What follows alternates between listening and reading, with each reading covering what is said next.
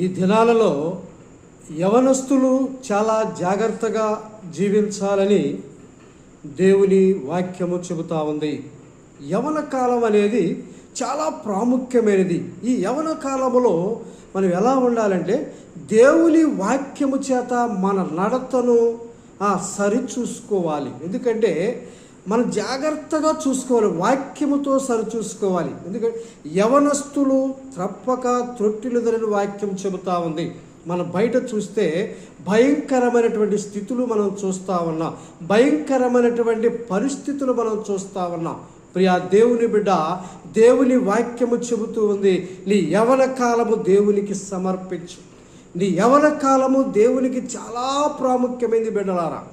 దేవునికి సమర్పించిన యవన కాలాన్ని, ఎందుకంటే నీ యవన కాలాన్ని దేవుని వాక్యముతో సరిచూసుకోవాలి.